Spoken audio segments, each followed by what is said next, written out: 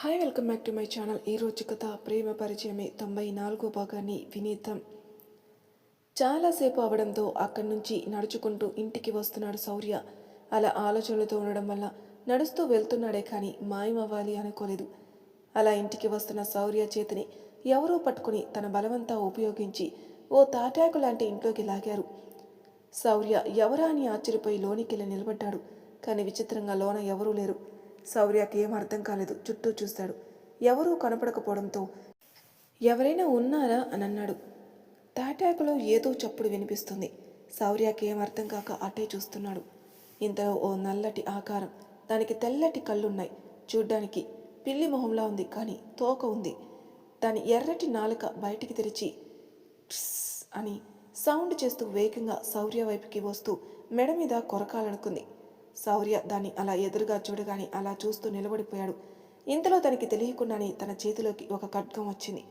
ఆ ఆకారం మీదకి వచ్చినప్పుడు తనకి తెలిసి తన తలని పక్కకి తిప్పుకున్నాడు. కానీ తనకి తెలియకుండానే తన చెయ్యి మాత్రం దాని మెడపై తన చేతిలోని ఖడ్గంతో వేసింది. అంతే, పెళ్ళున గాజు మొక్కలా విరిగి భూమిపై పడి భూమిలో కలిసిపోయింది. శౌర్య ఆశ్చర్యపోయాడు. అప్పుడు తన చేతిలో ఉన్న పదునైన ఖడ్గాన్ని చూసి అది ఎలా తన చేతిలోకి వచ్చిందో అర్థం కాక, ఎలా తను దానిపై ఎలా దాడి చేయగలిగాడో తెలియక అయోమయంలో ఉండగానే మళ్ళీ అలాంటి ఆకారంలో ఉన్నది మరొకటి వచ్చింది. దాన్ని తన కరవాలంతో ఖండించాడు. ఏమాత్రం ఆలస్యం చేయకుండా అది అలానే భూమిపై పడి భూమిలో కలిసిపోయింది.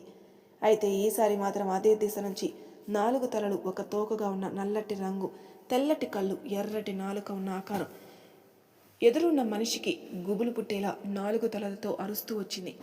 శౌర్య ఏమాత్రం భయం అనేది లేకుండా తన చేతిలో ఉన్న కత్తిని అటు తిప్పి ఇటు తిప్పి దాని తలని మొండాన్ని వేరు చేశాడు. అంతే, ఆ మరో నిమిషం ఆ తాటాకు ఇల్లంతా మాయమైపోయింది. అప్పుడు అదో మాయాలోకంలో అనిపించింది శౌర్యకి. తన చేతిలో ఉన్న ఖడ్గం కూడా మాయమైపోయింది. వెంటనే శౌర్యకి ఏం అర్థం కాకుండా తనని తాను సమాధానపరుచుకుంటూ అక్కడి నుంచి వెళ్ళిపోతూ ఒక్కసారి ఆ ప్రదేశాన్ని చూస్తూ, ఇవేంటి మాయశక్తులు? వాటి మాయలోకి నన్ను లాక్కొల్లాలి అనుకున్నాయా? మెడ పట్టుకోవడం గుర్తుకొచ్చి వాటి మాయలోకి లాక్కుని నన్ను చంపాలనుకున్నాయా? వాటి మాయ నా పైన పని చేయలేదా? అసలు ఎందుకు నా మీదకొచ్చాయి? నేనెలా దాడి చేయగలిగాను అనుకుని ఆలోచిస్తూ వెళ్ళిపోయాడు. ఆ కంపెనీ గురువా గురువా అని అరుస్తూ వెళ్ళింది.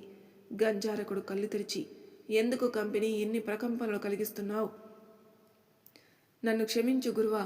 ఆ రోజు నువ్వు అన్నావు కదా, ఆ అమ్మాయిని పెళ్లి చేసుకోగలిగాడు అంటే వాడికేం అర్హతలు ఉన్నాయో, లేక సామాన్య మనిషేనా అని నాకు అదే సందేహం కలిగి అతనికై వెతికి తనని నా మాయలో బంధించి మాయశక్తుల్ని పంపాను. అతను మాయలో పడడం కాదు కదా, వాటిని ఎదుర్కొని నా మాయని తిప్పికొట్టాడు గురువా అంది కంపెనీ. అయితే అతను సామాన్య వ్యక్తి కాదంటావా అన్నాడు గంజారకుడు. కాదు గురువా, అతను సామాన్య వ్యక్తి కాదు. సరే కంపెనీ, సరే. వచరణకి శాప విమోచనమైతే చాలు. ఏ శక్తి మనల్ని ఏమీ చేయలేదు. పైగా నేను నాలో తిరిగి మేల్కొల్పే శక్తుల్ని ఎదుర్కోవడం ఎవరి తరం కాదు. సరే గురువా, మనం త్వరపడితే బాగుంటుందేమో అంది కంపెనీ. గంజారకుడు, త్వరపడినంత మాత్రాన జరిగేవి ఆగవు కంపెనీ. సమయం వస్తే అన్నీ జరిగిపోతాయి. నువ్వు చింతపడక, నేను చెప్పిన పనిలో ఉండు. కంపెనీ కూడా సరే గురువా అని అక్కడి నుంచి మాయమైపోయింది. గంజారకుడు, అతన్ని చూడాలి, నేను త్వరలో చూస్తాను, ముందు నా పని పూర్తి చేసుకోవాలి అనుకుని ఆ పనిలో పడ్డాడు. వింధ్య బయట తిరుగుతూ ఉంది. తన మనసు ఎందుకో బాధ అనిపించింది. మనసులో శౌర్య తనని వేరు చేస్తున్నాడేమో అనుకుంది. అన్నయ్య నాకు ఈ సహాయం కావాలి, దాత్రి నాకు మధ్య ఇది ఇలా అని అన్నీ చెప్తుంటే ఇన్నాళ్ళు దూరంగా ఉన్న నన్ను ఒక దగ్గర మనిషిలా అనుకుంటున్నాడు అనుకున్నాను. కానీ ఎందుకు ఇలా మాట్లాడాడు అనుకుంటూ ఉంటే ఊహాగారు ప్లేట్తో బయటకొచ్చి విదర్ దగ్గరికి వెళ్తూ కనిపించారు. వింధ్య అది చూసి అటే చూస్తూ ఉంది. ఊహాగారు అక్కడికెళ్ళి విదర్ అనడంతో విదర్ బయటకొచ్చాడు. ఆవిడ ఒక పక్కన కూర్చొని లోనికి వెళ్లే మెట్లపై విదర్ని కూర్చోబెట్టి అన్నం పెట్టడానికి కలుపుతుంది. వింధ్య అది చూసి అటే చూస్తూ ఉంది. విదర్ ఊహాగారితో ఏదో మాట్లాడుతూ ఆవిడ బుగ్గలు పట్టుకుని, మా బంగారం అమ్మ నువ్వు అంటాడు. ఊహాగారు కూడా, మా నాన్న కూడా ఇలానే అనేవారురా అన్నారు ఊహాగారు అన్నం కలుపుతూ. ఓహో, మరి మా డాడ్ అని వెంటనే దూరం జరిగాడు, ఎక్కడ ఊహాగారు కొట్టేస్తారని. ఊహాగారు, వేషాలు ఎక్కువవుతున్నాయిరా నీకు అని కలిపిన అన్నం పెడుతూ అన్నారు. విదర్ నవ్వుతూ చూస్తాడు. వింధ్య అక్కడికి వచ్చేసి, ఏంటంటీ, ఏజ్ బార్ అయ్యేంత ఏజ్ వచ్చినా మీరు తినిపిస్తున్నారేంటి తనకి అంది. విదర్ ఒక లుక్ ఇచ్చాడు. ఊహాగారు నవ్వి, నాకిప్పుడు ఉన్న పని ఏంటమ్మా, వీడిని చూసుకోవడమే కదా అన్నారు. అదే మీకు అంత శ్రమ ఎందుకని, తనని తాను చేసుకోగలడు కదా అంది వింధ్య. చూసుకోగలడు కానీ వింధ్య, చిన్నతనంలో ఒక తల్లి బిడ్డల కోసం ఎంతో చేస్తుంది, కానీ వాళ్ళకి ఊహ తెలీదు, పైగా జ్ఞాపకాల్లో ఉండవు. వాళ్ళ వయసుకి వచ్చేటప్పుడు నీ ప్రేమ ఎంత పంచావా అన్నది మాత్రం వాళ్ళ శ్వాస ఆగేంత వరకు గుర్తుంటుంది. అందుకే నేను నా ఖాళీ సమయాన్ని అంతా వాడికే ఇస్తానమ్మా అన్నారు ఊహ. వింధ్య ఆలోచిస్తూ, మరి రేపు కోడలొస్తే తనకిలా పెడతారా, తనకి మీ సహాయాన్ని ఇస్తారా, తనకి మీ ప్రేమను పంచుతారా అంది. తప్పకుండా వింధ్య, వీరిద్దరినీ నేను బాగా చూసుకున్నాను అనుకో, నాకు ఆడుకోవడానికి ఎవరినో ఒకరిని తొందరగా ఇచ్చేస్తారు. అప్పుడు నా కొడుకు కోడలికి సమయం ఇవ్వాల్సిన పని ఉండదు అని నవ్వుతూ చెప్పారు. ఊహాగారి మొహంలో ఎప్పుడూ ఒక స్వచ్ఛత ఉంటుంది. అది విదర్ మొహంలో కూడా కనిపిస్తుంది. వింధ్య నవ్వి, మరి త్వరగా పెళ్లి చేసేయండి ఆంటీ, ఎందుకు టైం వేస్ట్ అంది. నేను అదే చెప్తున్నాను వింధ్య, వినడే. వన్స్ రాతోడ్ ఫిక్స్ అయి పెళ్లి చేసుకో అంటే మాత్రం పిల్లని చూడకుండా తాళి కట్టేస్తాడు అన్నారు. అంత భయమా ఆంటీ అంకుల్ అంటే? కాదు కాదు, అంత ఇష్టం అన్నారు ఊహాగారు. అమ్మా, తిను పెద్ద రాక్షసి, నన్ను కొడుతుంది తిడుతుంది కూడా అన్నాడు విదర్. నీ పరువు నువ్వు తీసుకుని నా పరువు కూడా తీయకు మహానుభావా అంది వింధ్య. చూడమ్మా, ఇలానే వెటకారం ఆడుతుంది, నన్ను అస్సలు లెక్క చేయదు అన్నాడు వింధ్య వైపే చూస్తూ విదర్. తమరో మరియు హోంమంత్రి మిమ్మల్ని లెక్క చేయడానికి అని జడ ముందుకు వేసుకుంది వింధ్య. ఊహాగారు వింధ్య వైపే చూస్తున్నారు. చూడమ్మా చూడు ఎలా మాట్లాడుతుందో అన్నాడు విదర్. మనం వాళ్ళ ఇంట్లో ఉంటున్నాం కదరా, ఎలా మాట్లాడినా పడాలి అన్నారు ఊహాగారు వింధ్యని చూస్తూ. వింధ్య ఒక్కసారిగా తలెత్తి ఆవిడ వైపు చూస్తూ, అంత మాట అన్నారేంటా ఆంటీ, విదర్ని అలా అంటున్నానంటే? అంటున్నావంటే అన్నారు చాలా మామూలుగా ఊహాగారు. ఇన్నాళ్ళు ఉన్న చొరవతో అనేస్తాను, అంతేకాని నేనెందుకు అలా అంటాను ఆంటీ అని అంది వింధ్య. శౌర్య అలా చెప్పడం వల్ల అసలే బాధగా అనుకుంటూ ఉంది. ఇప్పుడు ఇలా అనడంతో వెంటనే, సారీ విదర్, నిన్ను బాధ పెట్టి ఉంటే మిమ్మల్ని కూడా బాధ పెట్టి ఉంటే సారీ ఆంటీ అని అక్కడి నుంచి తన గదికి వెళ్ళిపోయింది. వింధ్య బాగా ఎమోషనల్ అయింది. కళ్ళ వెంపట నీళ్లు కనిపించాయి విదర్కి. ఊహాగారు వింధ్య దబాయించడం, విదర్ తనతో వింధ్య గురించి అలా చెప్పడంతో వీళ్ళ మనసులో ఏదో ఉంది అనుకుని అలా ఉన్నారు. దానికి వింధ్యకి చాలా బాధగా అనిపించింది. బట్ ఇప్పుడు విదర్ ఏం చేస్తాడా అని ఆలోచిస్తూ ఉన్నారు. విదర్ తన వెళ్ళాక, అలా అనేసావేంటమ్మా, ఎప్పుడైనా మనకు అలా అనిపించిందా, వాళ్ళ ఫ్యామిలీ ఎంత బాగా చూసుకుంటుందో మనల్ని? నాకు తెలియదు కదరా అని, కావాలని అయినా తను నిన్నన్ని మాటలు అంటుంది కదా అన్నారు ఊహాగారు. ఏమంటుందమ్మా, ఏమంటుంది, అయినా ఏదైనా అంటుంది. అయితే ఏంటి ఇప్పుడు, అలా ఎలా అనేసావు అని వింధ్య కోసమని వాళ్ళింటి సైడ్ వచ్చాడు విదర్. దామిని అక్క, వింధ్య ఈరోజు ఏమీ తినలేదు, ఏమైంది అంది. పొద్దున్నేమో బయటికెళ్ళి ఇందాకొచ్చింది, బయట ఏమైనా తిని ఉంటుందిలే దామిని, లేదంటే ఎందుకు తినదు అంది యామిని. అమ్ములు బయట తినడం తక్కువ కదక్క. అది నిజమే దామిని అని వింధ్య కోసం భోజనం పట్టుకుని వెళ్లారు. విదర్ అక్కడే ఉండి చూస్తున్నాడు. ఊహాగారు విదర్ని గమనిస్తున్నారు. కాసేపటికి యామిని గారు చీర కొంగు విసురుకుంటూ వచ్చేసి, ఏం పిల్ల దామిని, దాని మతం దానిదే, వినదు మన మాట అని అంటూ విసుక్కుంటున్నారు. దామిని, ఏమైందక్క? తినదంట, నన్నే తినమంది, దాని వంతు కూడా. అక్కడే పెట్టేసి వచ్చాను ఆ ప్లేటు, ఇప్పటికి కూడా ఇంత మొండిగా ఉంటే రేపేలా అంటూ అక్కడే మెట్ల మీద కూర్చుంటూ అన్నారు.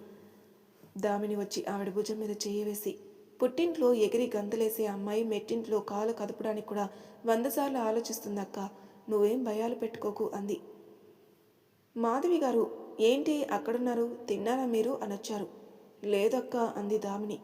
ఇంకా తినకపోతే ఎలా, మరిదిగారులు రాలేదా ఏంటి అని నవ్వుతూ అన్నారు.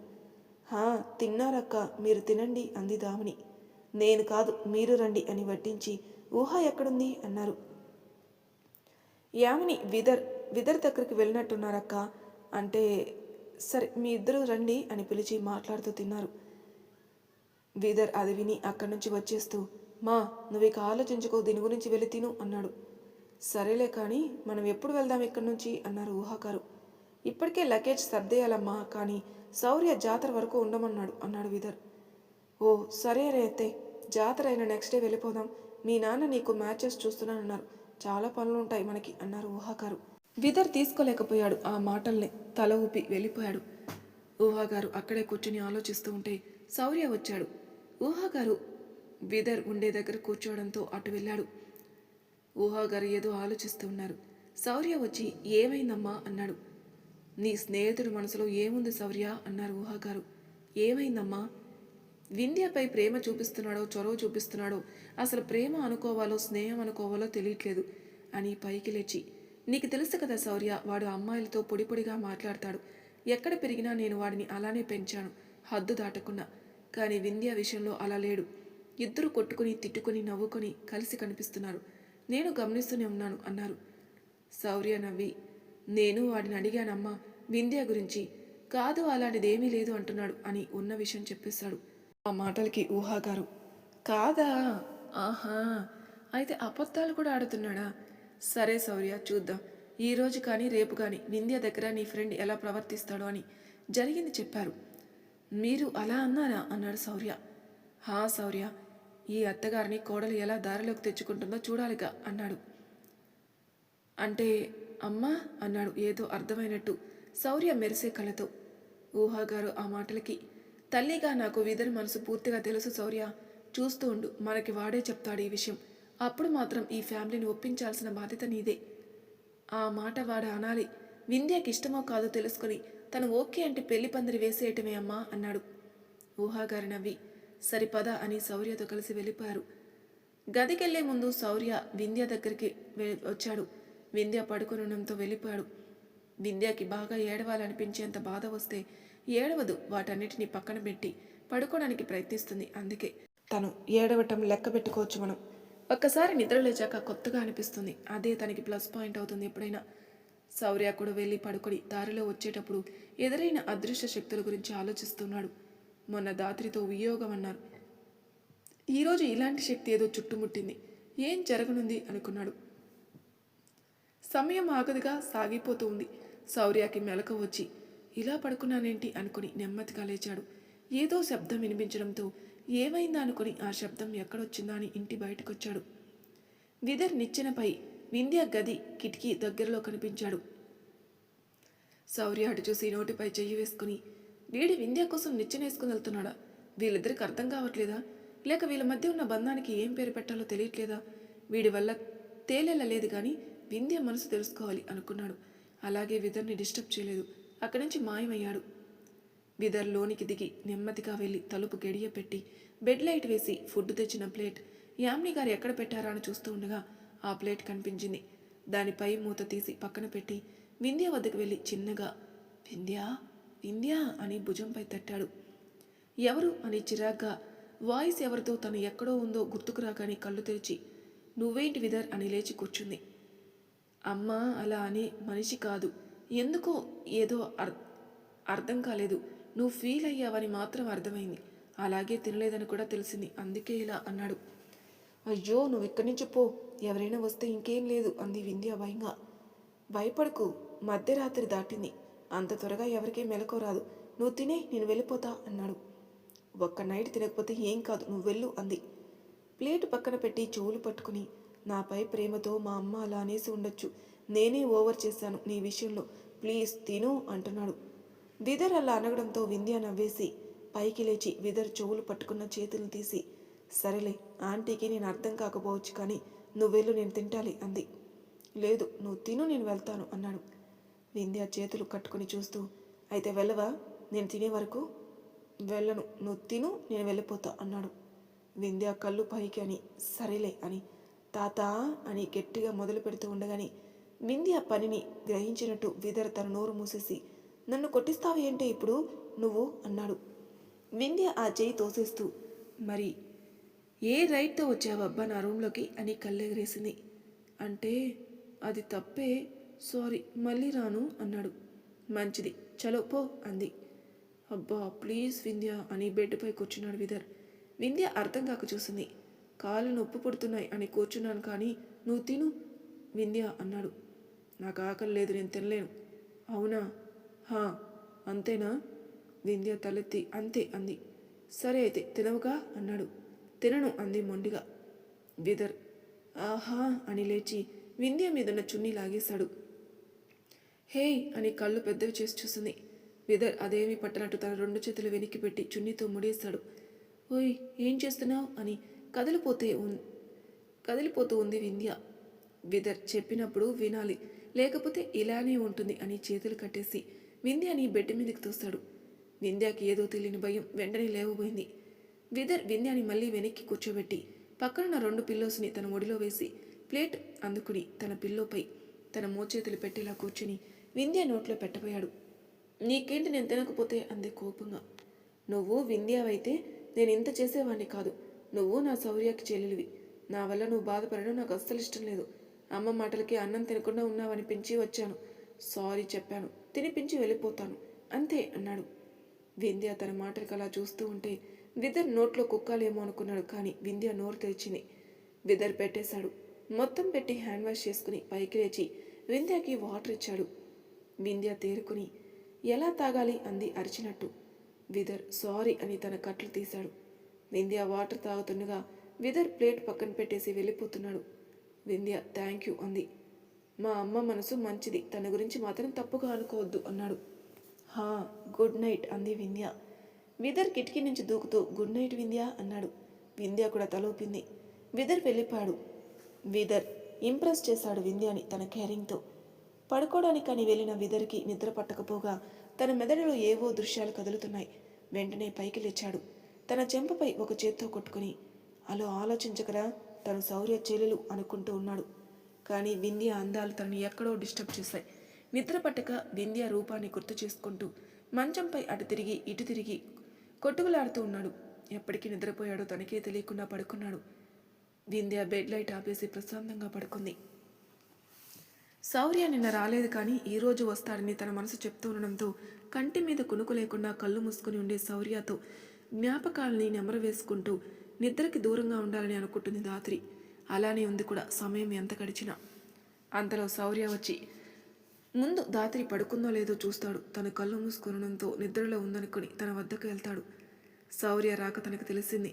కళ్ళు మూసుకొని అలా ఉండిపోతే శౌర్య తన పక్కన కూర్చొని నేను ఇక్కడే ఉన్నానని నీకు అర్థమైంది కాబట్టి నేను నీ చెంతకి రావట్లేదని కోపంగా ఉండి ఉంటావు కదా నాపై అని పైకనేసి నాకు నీతో సమయాన్ని పంచుకోవాలని ఉంది, కానీ ఎందుకో ముందడుగు వేయలేకున్నాను అని ఆలోచిస్తూ ధాత్రిని చూస్తూ నన్ను క్షమించు బేబీ డాల్ అన్నాడు. ధాత్రి శౌర్య మాటలకి మన ఎడబాటు కూడా ఆనందంగానే ఉంటుంది శౌర్య, అది ఇప్పుడే అర్థమైంది. దాచుకున్న నీ జ్ఞాపకాలను తిప్పి చూస్తే మరో లోకం కనిపించింది నాకు అని మనసులో అనుకుంది. శౌర్య ధాత్రి తలపై చెయ్యి వేయబోయి కూడా ఆగిపోయి అలానే చూస్తూ తన దగ్గరే పడుకొని పోయాడు. చాలాసేపటి తర్వాత ధాత్రికి ఏమర్థం కాక కనులు తెరిచి నిద్రలో ఉన్న శౌర్యాన్ని చూసి నిన్ను చూశాక ఇంత దూరంగా ఉండాలంటే ఎంత కష్టమో శౌర్య, నీకు అలానే ఉంటుంది కదా, అయినా ఎందుకు ఇలా దూరంగా ఉంటున్నావు అనుకుని ఇన్నాళ్ళుగా నోచుకోలేని దర్శనంకి నోచుకున్నట్టు పడుకున్నదల్లా లేచి శౌర్య ఎదురుగా కూర్చుని తన మోకాల చుట్టూ చేతులు చుట్టుకొని తన మోకాలపై ఉంచి శౌర్యాన్ని చూస్తూ నీకోసం ఎన్నాళ్ళైనా ఎదురు చూస్తాను అతిబల, నీ ప్రేమ నన్ను పిచ్చిదాన్ని చేసేసిందిగా అనుకుని మురిసిపోతూ శౌర్య వైపే చూస్తూ ఆ రాత్రంతా అలానే కూర్చుంది. శౌర్య కదులుతున్నాడు అనుకునే సమయానికి వెంటనే పడుకుని పోయింది. కాసేపటికి శౌర్య కళ్ళు తెరిచి వాచ్ చూసుకొని ధాత్రి వైపే చూస్తాడు. అలానే చూస్తూ ఉంటాడు. ఇంతలో కోడి కూత మళ్ళీ వేసింది. దానితో శౌర్య ధాత్రి అరచేతిలోకి తాకనట్టు చెయ్యి వేసి అతి త్వరలో నేను నీకు ఎదురు పడతాను ధాత్రి, ఆ రోజు మన మధ్య ఏ హద్దులు పెట్టుకోవద్దు అన్నాడు. ధాత్రికి ఆనందం ఎక్కువై పెదవులపై నవ్వుని దాయలేకపోయింది. నా మాటలు వినపడ్డాయా లేక తన మనసుకి అర్థమైందా అనుకుని శౌర్య అక్కడి నుంచి మాయమయ్యాడు. కాసేపటికి ధాత్రి కళ్ళు తెరిచి నేను నిన్ను ప్రేమిస్తున్నానంటే నీ అభిప్రాయాన్ని గౌరవిస్తున్నాననే కదా, అయినా నాకు అర్థమవుతుంది శౌర్య, మనకంటూ సమయం కావాలి అనుకున్నావు కాబట్టే నీ సమక్షాన్ని నేను కాసేపైనా అనుభూతి చెందేలా ఇలా నా చెంతకు చేరుతున్నావు అనుకుని అప్పుడు పడుకుంది. ఉదయం అయింది. వింధ్య లేచింది. చలాకీగా చుట్టేస్తుంది ఇంటిని. ఊహాగారు మాధవి గారు ఏదో మాట్లాడుకుంటూ ఉంటే అక్కడికొచ్చి వెంటనే వెళ్ళబోయింది. ఊహాగారు చూసి ఏంటి వింధ్య, ఏమన్నా కావాలా అని చాలా నార్మల్గా అడిగారు. వింధ్య తల అడ్డంగా ఊపి వెళ్ళిపోతుంటే ఊహాగారు ఆ మాత్రం భయం ఉండాలే అత్తగారంటే అని ఆవిడలో ఆవిడ నవ్వుకున్నారు. వింధ్యకి ఎక్కడికి వెళ్ళే పని లేకపోవడంతో ఏదో ఆలోచన వచ్చి ఆ పనికి శ్రీకారం చుట్టింది. ఇక గది నుంచి బయటికి రాలేదు. విదర్ లేచేసరికి 10 అయింది. లేచి బయటకొచ్చి కూర్చున్నాడు. ఏంటో తెలియట్లేదు. వింధ్యతో ఉన్న క్షణాలు తప్ప ఏం గుర్తుకు రావట్లేదు. కళ్ళేమో వింధ్య కోసం వెతుకుతున్నాయి. వింధ్య దర్శనం కోసం కూర్చున్నాడు, కానీ ఎండకి కూర్చున్నట్టు చెప్పుకుంటున్నాడు మనసుకి. శౌర్య అక్కడికొచ్చి, ఏంట్రా చాలా కష్టపడుతున్నట్టున్నావు నైటు అన్నాడు. విదర్కి అర్థం కాక చూశాడు. శౌర్య నిచ్చెన అనేసి ఊరుకున్నాడు. విదర్కి ఏదో అర్థమై శౌర్య వైపు అనుమానంగా చూశాడు. ఈ నిచ్చెన ఇక్కడ ఎవరు పెట్టారు అని తీసుకుని వెళ్ళి పక్కనున్న షెడ్లో ఒక పక్కన పడుకోబెట్టి విదర్ దగ్గరకు వచ్చి, కళ్ళు లోతులకి పోయాయి కదరా, ఏమైనా వర్క్ చేసుకుంటున్నావా ఏమా అని అడిగానులేరా అన్నాడు శౌర్య. విదర్, ఓ వర్క్ వర్క్ వర్కేరా, డాక్యుమెంట్ని రీమాల్ చేస్తున్నాను రా అన్నాడు. బాగా ట్రై చేయి, రిజల్ట్ సక్సెస్ అవ్వాలి అని శౌర్య నవ్వుకుంటూ నించోనుంటే పద్దుని తీసుకుని మల్లిక దారి మళ్ళినట్టు వచ్చింది అక్కడికి. బయట బట్టలు ఉతికి ఆరేస్తూ ఉన్నారు దామిని గారు, యామిని కూడా. మల్లిక, వదినా శౌర్య ఉన్నాడా అంది. ఆ ఇంట్లో ఉన్నాడు మల్లిక అంది యామిని. ఓహో అని మల్లిక శౌర్య కోసం చూసి కనబడడంతో పద్దు చేయి పట్టుకుని అక్కడికి తీసుకుని వెళ్ళింది. అబ్బాయి శౌర్య, కాస్త మా అమ్మాయిని పంచాయతీ ఆఫీస్ వరకు తీసుకెళ్ళవా? శౌర్యకేం చెప్పాలో అర్థం కాలేదు. వాడే ఊరికి కొత్త కదా ఆంటీ, వాడేం తీసుకుని వెళ్తాడు వింధ్య అని పిలవండి అన్నాడు విదర్. అదేదో పనిలో ఉంటుందిలే బాబు అని. బాబు శౌర్య, బైక్పై తీసుకెళ్ళు, రూట్ తెలియకపోతే పద్దు చెప్తుందిలే అంది. శౌర్య మనసులో, వెళ్ళాలా, నాకేంటి కర్మ అనుకున్నాడు. నేను తీసుకెళ్తానా ఆంటీ, నాకు చెప్తుందిలే, వాడికి ఏమైనా పని ఉందేమో అన్నాడు విదర్. బ్రతికించావురా అనుకున్నాడు శౌర్య. అవును, నాకు కొద్దిగా పని ఉందత్తా అన్నాడు. ఎంతసేపు బాబు, నువ్వు తీసుకుని వెళ్తే నా మనసు ప్రశాంతంగా ఉంటుంది బాబు అని గడ్డం పట్టేసుకుని, ఆ అబ్బాయి ఎవరో కూడా నాకు తెలీదు, నువ్వంటే నా అన్న కొడుకు కదా, అదే నా ధైర్యం అంది మల్లిక. విదర్ ఓ అబ్బో అనుకుని సైలెంట్గా ఉన్నాడు. శౌర్య తప్పక తల ఊపుతాడు. దానితో తన బైక్ పద్దుని తీసుకుని వెళ్ళిపోయాడు. మల్లిక, ఇదిగో జాగ్రత్త, గట్టిగా పట్టుకో బావని అని పద్దు చేయిని తనే స్వయంగా శౌర్య భుజంపై వేసింది. శౌర్యకి ఆవిడ చేసేది ఏం నచ్చలేదు, కానీ తన మనసులో ఏమీ లేకపోవడంతో తీసుకున్నాడు. అయితే పాపం తన ఫేట్ ఎలా ఉందో, కానీ దాత్రి ఆ డే ఇంకా అక్కడే ఉండలేక అందరితో పాటు తను వెళ్లాలని నిర్ణయించుకుని తన డ్రెస్పై శౌర్య షర్ట్ వేసుకుని మళ్ళీ దానిపై వైట్ కోట్ వేసుకుని రెడీ అయి అందరితో కలిసి ఊళ్ళోకి వెళ్ళింది. అవేర్నెస్ ప్రోగ్రాం కోసమని. ఊళ్ళో తిరుగుతూ ఉన్న దాత్రి ఓ చోట ఆగి ఒక పాపకి ఏదో చెప్తూ నవ్వుతూ అనుకోకుండా తలెత్తి పక్కకి చూసేసరికి శౌర్య బైక్పై వేరే అమ్మాయితో వెళ్ళడం చూసింది. 1కి 10 సార్లు శౌర్యనా కాదా అని తీక్షణంగా చూసింది. శౌర్య అని అర్థం అవ్వగానే చేతిలో ఉన్న ఆ పాప చేతిని చేజార్చుకుని అలా చూస్తూ ఉండిపోయింది. ఆ అమ్మాయి కళ్ళల్లో కనిపిస్తున్న సిగ్గు దాత్రి మనసుని కబలిస్తుంది. కన్నీరు ఒకటే తక్కువ. మరి తర్వాయి భాగంలో ఏం జరగబోతుందో నెక్స్ట్ ఎపిసోడ్లో తెలుసుకుందాం. అంతవరకు నా ఛానల్ సబ్స్క్రైబ్ చేయని వాళ్ళు ప్లీజ్ సబ్స్క్రైబ్ చేసుకోండి, లైక్ చేసి షేర్ చేయండి, మీ అభిప్రాయాలు నాకు కామెంట్ రూపంలో తెలియజేయండి. Thank you for listening.